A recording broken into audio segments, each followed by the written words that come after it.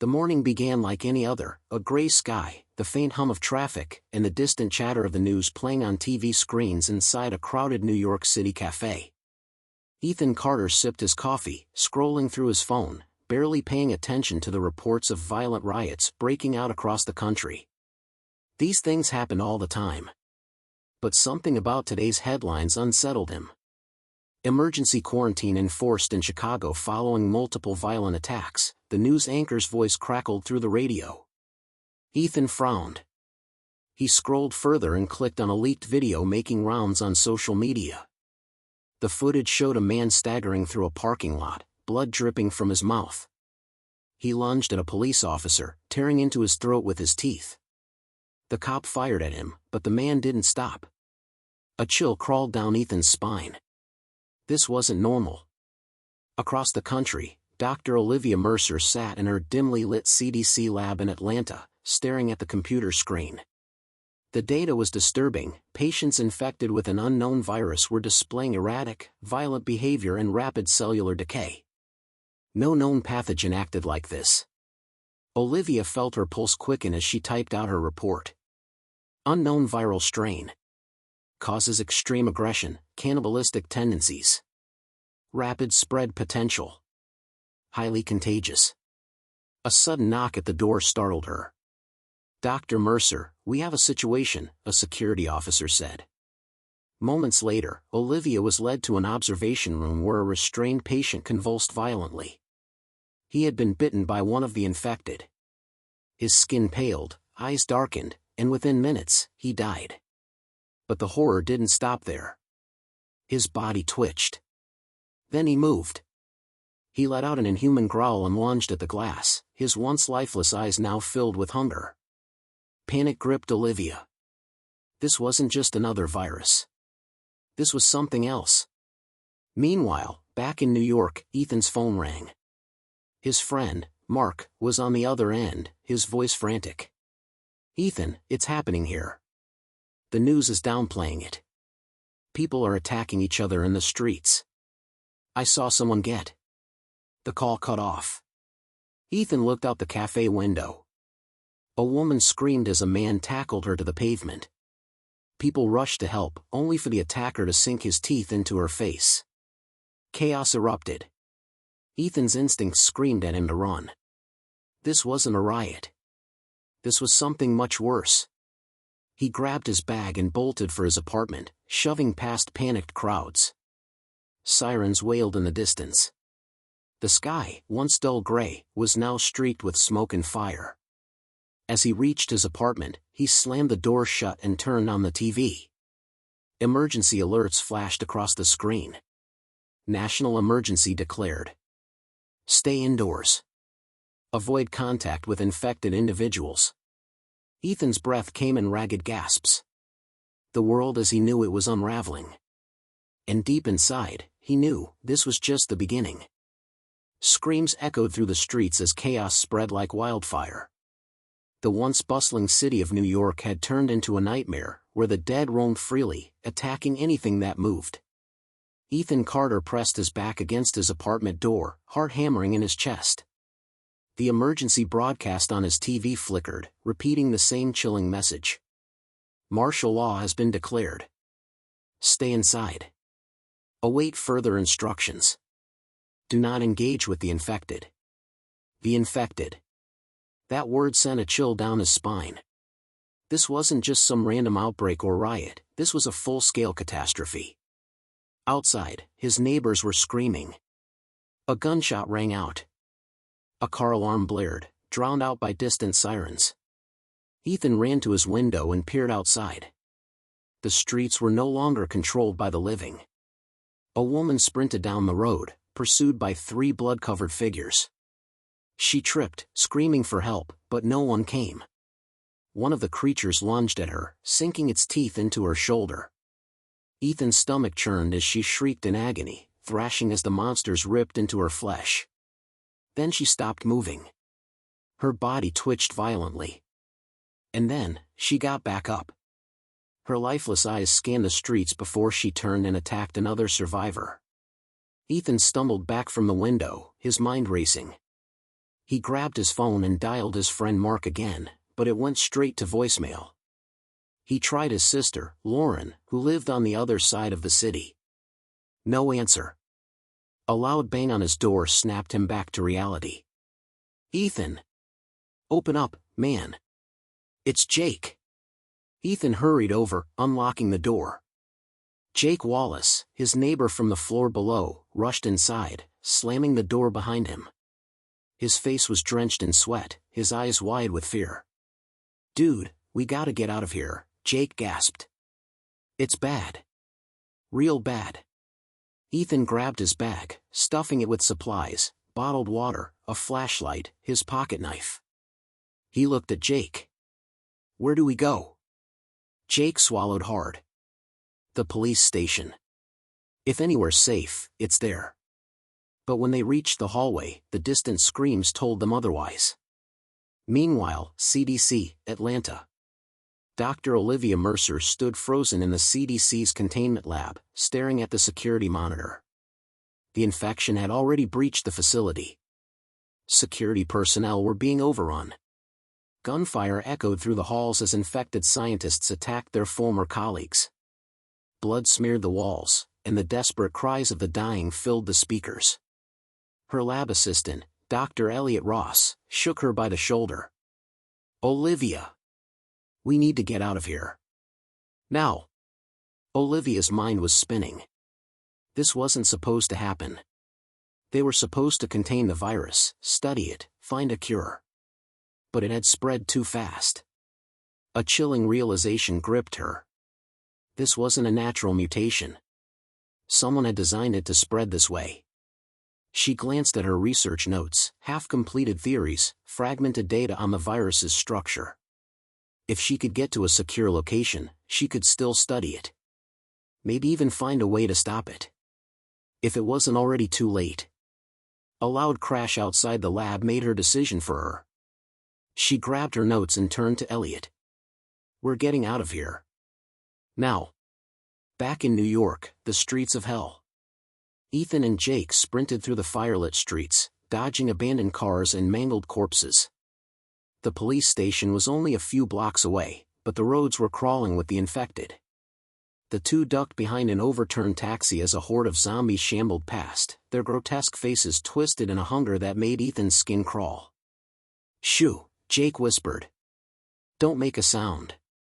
The creatures staggered aimlessly, sniffing the air, their broken bodies barely holding together. Some still wore their old uniforms, business suits, delivery driver jackets, even police vests. These had once been people. Now they were nothing but predators. Suddenly, a car alarm blared. The entire horde snapped their heads toward the sound. Then, they charged. Ethan and Jake took their chance, sprinting toward the police station as the infected swarmed the vehicle. As they rounded the corner, Ethan's heart sank. The police station was on fire. Bodies littered the entrance, police officers and civilians alike. Some still moved, twitching, snarling. The safe haven they had hoped for was nothing more than a graveyard. Jake cursed. Now what? Ethan scanned the street. A grocery store across the road had its security shutters halfway down. A sign read, "Take what you need. God help us all." It wasn't much, but it was their only option. "We go there," Ethan said. As they made their way inside, they didn't notice the pair of glowing eyes watching them from the shadows. The infection was spreading. And soon, nowhere would be safe. The grocery store was eerily silent, its aisles filled with overturned carts, scattered food, and abandoned belongings. A few flickering overhead lights cast long, unsettling shadows. Ethan and Jake crouched low, stepping carefully over broken glass as they made their way inside. The city outside was in ruins, fire, screams, and the distant, guttural moans of the infected filled the air. The police station, their one hope, had been nothing but a burning death trap. Now, survival was their only goal. Jake grabbed a flashlight from a nearby shelf and whispered, "Let's grab what we can and get out." Ethan nodded, but something didn't feel right. The store was too quiet. CDC, Atlanta, Olivia's escape. Dr. Olivia Mercer and Dr. Elliot Ross rushed through the dimly lit CDC corridors, dodging fallen bodies and flickering emergency lights. The facility was in lockdown, but it had come too late. The infected had gotten in. Security officers fought to contain the outbreak, but their screams echoed through the halls, mixing with the sickening growls of the undead. "Where's the extraction team?" Elliot gasped as they ducked into a side hallway. Olivia gritted her teeth. "No one's coming." She had overheard the last transmission before the radio cut out. The government had abandoned them. Elliot's face paled. "So, what do we do?" Olivia pulled out a flash drive. It contained everything she had on the virus. If they could reach a safe zone, maybe, just maybe, she could find a way to stop this. "We get out," she said. Elliot swallowed hard and nodded. But before they could move, a distant metallic clang echoed down the hall. Then, footsteps. Slow, shuffling, wet footsteps. A dark figure lurched into view at the far end of the hallway. One of the infected. Its head twitched unnaturally, black veins crawling up its face. Its mouth hung open, blood dripping from jagged, broken teeth. Its dead, soulless eyes locked onto them. Then, it sprinted. New York, the grocery store horror. Ethan and Jake were shoving supplies into their backpacks, canned food, water bottles, medical kits, when they heard it. A faint scraping sound. Jake froze. "Did you hear that?" Ethan nodded, gripping the handle of a fire axe he had found near the store entrance. They weren't alone. Moving carefully, they stepped toward the back storage room. The door was slightly ajar, a rhythmic thud, thud, thud, coming from inside. Jake swallowed. "Dude, I don't like this." Ethan pushed the door open. A man in a ripped security uniform was slamming his head against the concrete wall. Over and over. His nails were torn, his face bruised, and his breaths came in ragged, inhuman gasps. Then, he stopped. His body stiffened. And slowly, he turned. His bloodshot eyes locked onto them. His jaw unhinged, and a guttural snarl escaped his lips. Then, he lunged. Ethan barely had time to react before the thing tackled him, knocking him to the ground. Rotten fingers clawed at his throat, snapping teeth inches from his face. Jake yelled, swinging a metal pipe, smashing it into the infected man's ribs. The monster didn't even flinch. Ethan struggled, shoving his knee into the creature's chest, barely holding it back. Its breath reeked of death. Then, crack. Jake's second swing hit the infected in the head. A sickening crunch echoed as the creature collapsed, twitching violently before finally going still. Panting, Ethan pushed himself up. His hands were shaking. Jake wiped sweat from his face. Holy shit. Holy shit, man. They had just killed someone. No. Not someone. Something. Before they could recover, a distant sound made their blood run cold. A deep, inhuman howl. It wasn't alone. The horde approaches. Outside the store, the infected were gathering. Some had heard the commotion. Others simply followed the scent of fresh blood. One by one, they turned their heads toward the store. Then, as if commanded by an unseen force, they charged. Ethan grabbed Jake's arm. "We need to move. Now." The two sprinted toward the back exit, but the creatures were fast, too fast. As Ethan shoved the door open, he saw dozens of them pouring into the alley. They were surrounded. Jake tightened his grip on his pipe. "We're dead, man." Ethan's mind raced. He refused to die here. Then he spotted it, a fire escape. "Up there," he shouted. The two leaped onto the ladder, climbing for their lives as the undead swarmed below. One of them, an infected police officer, jumped, grabbing Jake's ankle. Jake screamed, kicking wildly. Ethan swung the axe, splitting the creature's skull open. Jake scrambled onto the rooftop, gasping for breath. That was way too close. Ethan looked out over the burning city. the streets below were completely overrun. Nowhere was safe. Jake groaned. "Where do we go now?" Ethan stared into the distance, at the barely visible skyline. Then he saw it. A distant helicopter, flying low over the city. It was heading west. "Maybe, there's still hope," Ethan whispered. But as the infected howled below, clawing at the walls, one thing was clear: getting there would be hell. The wind howled across the rooftop as Ethan and Jake lay flat, catching their breath. Below them, the infected swarmed, their blood-stained hands clawing at the fire escape, their guttural moans filling the air. Jake wiped the sweat from his forehead. "This is insane, man.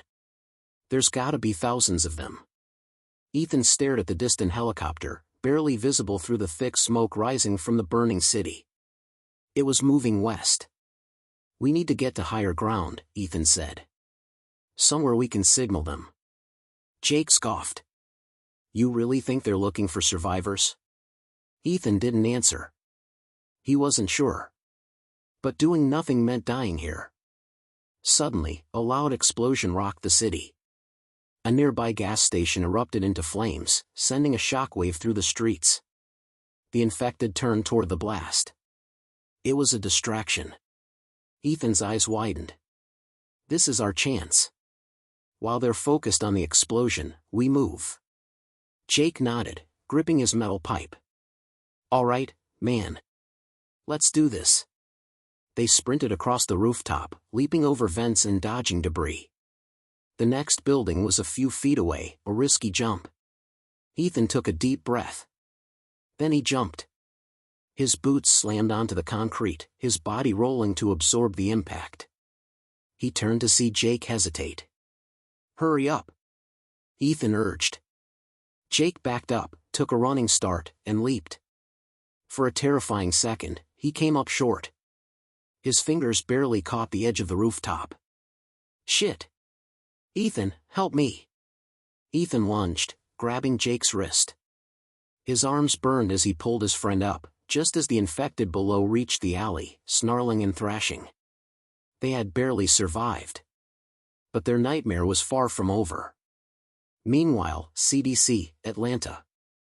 Dr. Olivia Mercer and Dr. Elliot Ross ran through the underground parking garage of the CDC. The facility above was gone, overrun by the infected. The last transmission Olivia had intercepted was chilling. Containment failed. Evacuate. The virus is airborne. Airborne. That meant even those who weren't bitten could turn. The world was already lost. Elliot gasped for breath. "Where's the car? We need to get to a military outpost." Olivia glanced around. The underground garage was filled with abandoned vehicles, some smeared with blood, others burned out. A massacre had happened here. She spotted a black SUV with its lights still on. Someone had left it running. "There," she pointed. They sprinted toward it, but just as Olivia reached the door, a hand grabbed her wrist. A security officer, infected but still conscious, stared at her with bloodshot eyes. His lips trembled. "Help," he whispered. Then his body convulsed. His veins darkened. His jaw unhinged, and he lunged. Olivia screamed, shoving him away. Elliot fired his pistol, the bullet tearing through the officer's skull. The gunshot echoed through the garage. A second later, dozens of shadows moved in the darkness. They weren't alone. Back in New York, a deadly escape. Ethan and Jake climbed down a rusted fire escape, their feet barely touching the pavement before they took off running.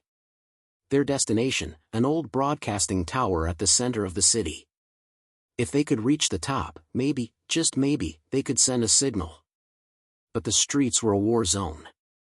Fires burned. Cars were overturned. Corpses littered the sidewalks, some twitching, ready to rise again. Ethan gripped his fire axe tightly. "Stay low. Move fast." They ducked behind an abandoned police cruiser. Its radio was still on, crackling with static. Then, a voice came through. "Evacuation point. Pier 46. Limited rescue. Sunset departure. Jake's eyes widened. They're evacuating survivors. Ethan's pulse quickened. If they could make it to Pier 46 before sunset, they had a chance. But a new sound sent ice through their veins. A deep, guttural roar. Ethan turned, and froze. A hulking infected stood at the intersection. It was bigger than the others, its skin peeling in chunks, its muscles swollen and grotesque. A mutation. It turned its dead eyes toward them. Then, it charged. "Run!" Ethan shouted. The two sprinted as the monstrous creature tore through the street, smashing through abandoned cars like toys. They darted into an alley, but the beast followed, its massive body crashing against the walls. It was faster than anything they had seen before. Jake tripped, hitting the ground hard. The monster lunged, but Ethan swung his axe, the blade slicing into its shoulder. The creature barely reacted. Instead, it grabbed Ethan by the throat and lifted him off the ground. He gasped for air, kicking wildly as the monster's grip tightened. Then, a gunshot. The creature howled, dropping Ethan. Blood poured from a bullet hole in its skull. Ethan coughed, struggling to his feet. Jake stood behind him, shaking, holding a police revolver. I found this in the car," Jake panted. The monster twitched. Even with a bullet to the head, it was still alive. "Move!" Ethan shouted. They took off, racing toward Pier 46. The sun was setting. Time was running out. The city was collapsing. Smoke and fire painted the sky a dark shade of orange as the last remnants of civilization crumbled under the weight of the undead. Ethan and Jake sprinted through the ruined streets, dodging wreckage, corpses, and the monstrosities that had taken over. Their destination, Pier 46. The last evacuation point. A chance to escape this nightmare. But getting there meant surviving the next few hours. Meanwhile, CDC, Atlanta. Dr. Olivia Mercer and Dr. Elliot Ross sped down the highway in the stolen SUV, the CDC now nothing but a burning graveyard in the distance. Elliot clenched the steering wheel. Where the hell do we even go? Olivia stared at the flash drive in her hand, the last remaining research on the virus. We find someone who can stop this, she said. If there's anyone left. Elliot scoffed. You really think this can be stopped? Olivia didn't answer. Because deep down, she wasn't sure. New York, a city of the dead. Ethan and Jake reached an abandoned subway station. The streets were too dangerous, this was their best shot. But as they descended into the dark tunnels, an eerie silence crept over them. Jake gripped his revolver. I don't like this, man. Ethan nodded. Something was down here. A faint dripping sound echoed through the tunnel. Then, a shuffling noise. Ethan slowly raised his axe. Stay quiet. They moved carefully, stepping over fallen debris and shattered glass. Then, a flashlight beam hit something. A body, no, a survivor. A woman, barely alive, slumped against the wall, clutching a knife. Her eyes fluttered open. Please, she whispered. They're still here. Ethan kneeled beside her. Who's here? Then, a screech. A shadow moved. A dozen figures emerged from the darkness. Not just zombies. Something worse. Their movements were faster, sharper. Jake's breath hitched. Oh, hell no. Then, they attacked. The tunnel of death. The creatures lunged, their eyes glowing faintly in the darkness. Ethan swung his axe, splitting one skull open. It shrieked, its body convulsing violently before collapsing. Jake fired his gun, bang. Bang. Two creatures dropped, but the gunfire only attracted more. The woman groaned. Too many. Run. Ethan grabbed her arm. We're not leaving you. Jake grabbed a metal pipe and swung wildly. Hurry, dude. We can't fight them all. They ran, dragging the woman along, the creatures screeching behind them. Up ahead, a staircase leading back to the surface. Their only escape. Go! Go! Jake shouted. They burst onto the streets just as the infected swarmed the tunnel behind them. Ethan slammed the gate shut, locking them in. For now. The woman gasped for breath. Thank you. Ethan checked her wound, a bite mark. His stomach dropped. Jake saw it too. His face darkened. Ethan. Ethan clenched his jaw. We keep moving. The woman was already dead. She just didn't know it yet. The final stretch. They reached the west side of the city. Pier 46 was close. But so was the horde. The infected poured into the streets, drawn by the distant sounds of helicopters. A few blocks ahead, they saw it, the last evacuation chopper. Military soldiers held the perimeter, fighting back the advancing undead. A soldier shouted through a megaphone, "Final boarding in 5 minutes." Jake's face lit up. "We're gonna make it." Then, a terrifying roar. Behind them, the mutated infected from before. It had followed them. And it wasn't alone. Dozens of zombies charged, blocking their path. Ethan gritted his teeth. They had one chance. "We fight," he said. Jake nodded. "Then let's make it count." The final battle had begun. The streets leading to Pier 46 were a war zone. Gunfire echoed through the air as soldiers fought desperately to hold back the undead horde. The last evacuation helicopter hovered above, its rotor blades slicing through the smoke-filled sky. Ethan, Jake, and the injured woman sprinted toward the pier, but the mutated infected was closing in fast. Behind them, hundreds of zombies filled the streets, drawn by the gunfire and the scent of living flesh. Time was running out. Nowhere left to run. Jake reloaded his revolver, shaking. "Dude, we are so screwed." Ethan gripped his fire axe, his heart pounding. He wasn't going to die here. The mutated creature let out a bone-chilling roar and charged. Ethan barely dodged as its massive arm swung toward him, shattering a nearby car window. Glass rained down like deadly shards. Jake fired, bang. Bang. The bullets hit, but the creature barely stumbled. It was too strong. Ethan knew they couldn't fight it head-on. "Keep moving," he shouted.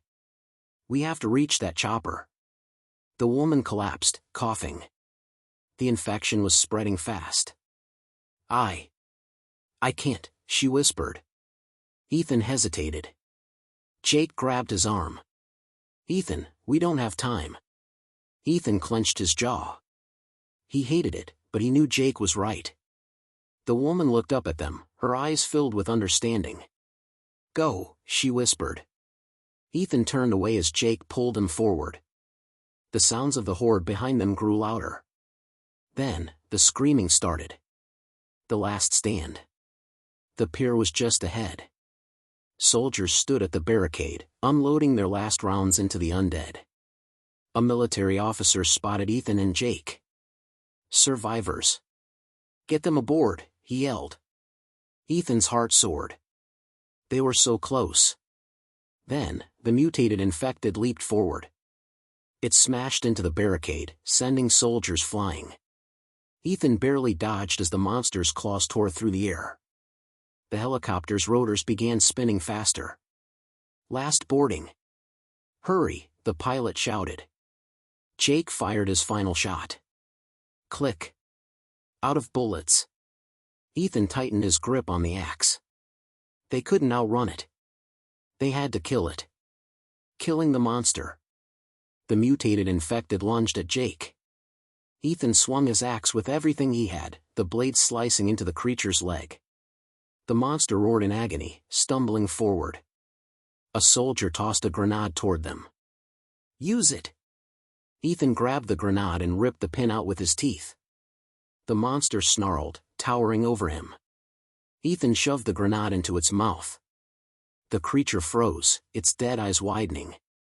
Ethan kicked it back toward the oncoming horde. A second later, boom. The explosion tore through the infected, sending limbs flying. The shockwave nearly knocked Ethan off his feet. The monster was dead. But the zombies kept coming. The chopper was lifting off. Jake grabbed Ethan's arm.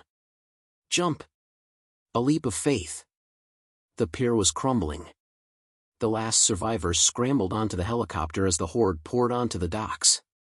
Ethan and Jake ran, full speed, as the chopper began to rise. Jake jumped first, grabbing the edge of the door. He turned back. Ethan, jump! Ethan sprinted toward the edge. The undead were right behind him. With every ounce of strength, he leaped. For a terrifying second, he was falling. Then, Jake caught his hand. Got you, man. Jake grunted, pulling him up. Ethan collapsed into the helicopter. They had made it. The nightmare below. As the chopper flew away, Ethan looked down. The city was lost. The undead swarmed the streets, consuming everything in their path. The military had failed. The world had changed forever. Jake sat back, breathing heavily. Holy shit, man, we actually made it. Ethan stared at the horizon. But deep inside, he knew it wasn't over. The zombie invasion had just begun. The helicopter soared over the burning city, its rotors slicing through the smoke-filled air. Below them, the horde moved like an unstoppable ocean, swallowing streets, buildings, and anything living in its path. Ethan and Jake sat on the metal floor, exhausted, their bodies aching from the brutal escape. For the first time in hours, they could breathe. But the relief didn't last long. A grim reality. The helicopter's pilot, a rugged soldier named Captain Reeves, glanced back at them. "You boys are lucky," he said, his voice grim. That was the last evacuation. Ethan wiped the sweat from his face. "Where are we going?" Reeves hesitated. Jake noticed. "Wait. You don't know, do you?" The captain sighed. There were supposed to be safe zones. Military bases still holding out. But, he motioned to the radio, where a voice crackled through static. "Overrun, no survivors, requesting backup." Then, silence. Reeves turned off the radio. Every safe zone we had, gone. Ethan felt a chill creep over him. No safe zones. No rescue. Then what the hell do we do? Jake asked. Reeves adjusted his grip on the controls. We head south. Maybe somewhere rural. Fewer people means fewer infected. A soldier beside him scoffed. Private Miller, a young man with blood on his uniform. There's nowhere left, Miller muttered. We're just delaying the inevitable. The words hung in the air. No one had an answer. A hidden threat. Ethan glanced around the other survivors in the chopper. A woman in a lab coat, clutching a USB drive like her life depended on it. A wounded Marine, his arm hastily bandaged. A teenage boy, shaking from shock. They had survived, but at what cost? Then, Ethan noticed something. The Marine's bandage was soaked through. Not just with blood. Black veins crawled up his skin. Ethan's stomach dropped. He turned to Reeves. We have a problem. The infection on board. Jake followed Ethan's gaze, and froze. Oh, hell no. The Marine groaned, his breathing labored. His hands trembled, his face pale. Ethan's heart pounded. He had seen this before. The early stages of infection. Reeves saw it too. He reached for his gun. Miller panicked. Wait. We don't know if he's turning. Ethan stepped forward. We know. The Marine lurched, his body convulsing. His eyes rolled back. Reeves cursed. Shit. The Marine lunged. Chaos in the air. Everything happened fast. The infected Marine grabbed Miller, his teeth snapping inches from the soldier's face. Miller screamed, shoving him back. The helicopter tilted violently, jerking everyone sideways. The woman in the lab coat clutched her USB drive, eyes wide with terror. Ethan grabbed his axe, swinging, but missed. Jake aimed the revolver, click. No bullets. Reeves growled, firing his pistol. The bullet tore through the infected Marine's skull. Blood sprayed the walls. The body slumped. Miller sat there, panting.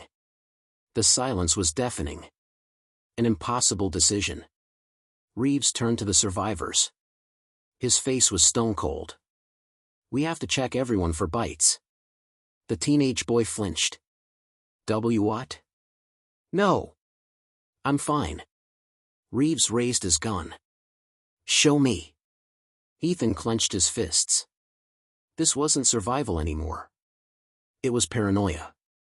But he knew it was necessary. One hidden bite. One mistake. And they all die. One by one, they checked for wounds. Everyone was clear. For now. A deadly destination. The helicopter's fuel gauge dipped into the red. Reeves cursed. We're almost out of fuel. We need to land. Ethan glanced below. A highway, clogged with abandoned cars and scattered corpses. Then, something else. A prison. High walls. Guard towers. Secure gates. Jake pointed. That's it. We land there. Reeves hesitated. Then, nodded. As the helicopter descended, Ethan had a sinking feeling in his gut. They had escaped New York. But they were about to enter something worse. The helicopter descended, its rotors kicking up dust and debris from the cracked pavement of the abandoned prison yard. The high concrete walls surrounded them like a fortress, safe from the horde, at least for now. But Ethan couldn't shake the feeling that they had just traded one death trap for another. The moment the skids touched the ground, Captain Reeves barked, "Everybody out." Now. Ethan and Jake jumped down, scanning the area. Silent. Too silent. The main gates were still intact. The watchtowers loomed overhead, but no guards, no movement, just the chilling emptiness of a place once filled with criminals and officers alike. Jake turned to Ethan. This place is giving me bad vibes, man. Ethan gripped his axe. We don't have a choice. Something is watching. The survivors moved quickly, searching for a way inside the main building. Reeves and Miller took point, their weapons raised. The teenage boy, Ryan, clung to the scientist, Dr. Olivia Mercer, the woman who had been guarding the mysterious USB drive since the chopper took off. Ethan had questions, but now wasn't the time. The prison seemed empty. No infected, no movement. Jake frowned. This is weird. Shouldn't there be?